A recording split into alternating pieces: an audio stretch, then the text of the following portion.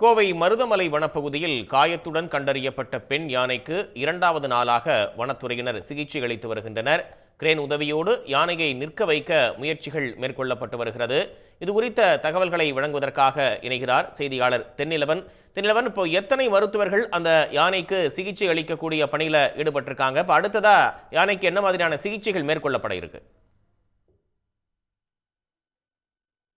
நிச்சயமாக. அதாவது கோவை மருதமலை வனப்பகுதியில் பார்த்தீங்கன்னா, நேற்று காலை உடல்நலக்குறைவுடன் ஒரு பெண் யானையானது கண்டறியப்பட்டது.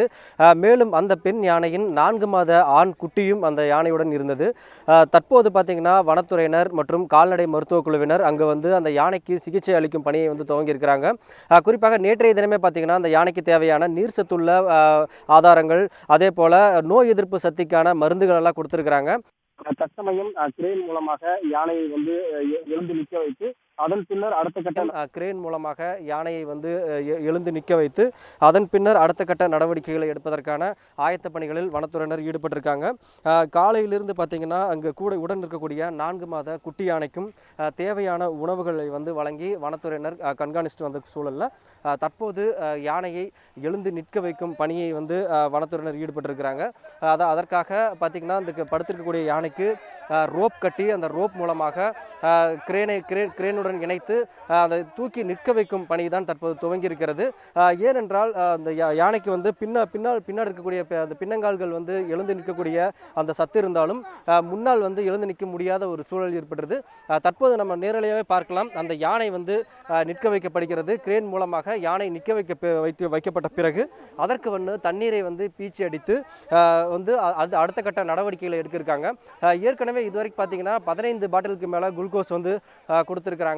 அதே போல் நோய் எதிர்ப்பு மருந்துகள் மற்றும் கிருமிநாசினி உள்ளிட்ட பல்வேறு சிகிச்சைகள் வழங்கப்பட்ட வந்த சூழலில் தான் தற்போது யானையை எழுந்து நிற்க வைக்கும் பணியானது துவங்கி இருக்கிறது. அதே போல் உடன் இருக்கக்கூடிய அந்த 4 மாத ஆண் யானை குட்டிக்கும் பார்த்தீங்கன்னா தேவையான உணவுகள் வழங்கப்பட்டிருக்கிறது. இருப்பினும் வந்து பார்த்தீங்கன்னா, தாயை விட்டு பிரியாமல் தொடர்ந்து அந்த குட்டி யானையின் அருகேயே நின்று கொண்டிருக்கிறது. அது இப்போ தற்போது பார்த்திங்கன்னா, வனத்துறையினர் வந்து ரோப் மூலமாக யானையின் முன்பகுதி மற்றும் பின்பகுதி என 2 இடங்களில் ரோப் கட்டி அதை வந்து கிரேன் மூலமாக தூக்கிட்டு வர்றாங்க. இன்னும் சற்று நேரத்தில் யானையை நிற்க வைத்து அதன் பின்னர் அடுத்த கட்ட அந்த சிகிச்சைக்கான ஆயத்த பணிகளையும் தற்போது வனத்துறையினர் ஈடுபட்டு வராங்க. தற்சமயம் பார்த்திங்கன்னா, 2 மருத்துவ குழுவினர், அதாவது மருத்துவர் சுகுமார் லிவர் ப்ராப்ளம் கண்காணிச்சுட்டு வந்தாங்க. மேலும் பார்த்தீங்கன்னா, அதாவது இதுக்கு வந்து லிவர் ப்ராப்ளம் ஏதாவது இருக்கலாம் அப்படின்னு தான் சந்தேகிக்கிறாங்க.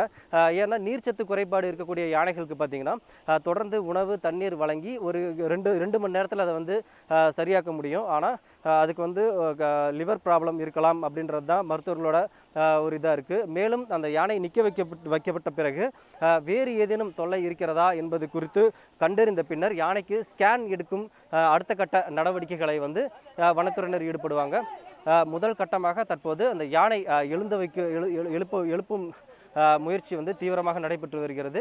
அதே நேரத்தில் வந்து இது வனப்பகுதி அப்படின்றனால மற்ற காட்டு யானைகள் வரக்கூடிய அபாயம் இருக்கக்கூடிய காரணத்தினால வனத்துறையினர், அதாவது வேட்டை தடுப்பு காவலர்கள் இந்த யானை சிகிச்சை அளிக்கக்கூடிய பகுதி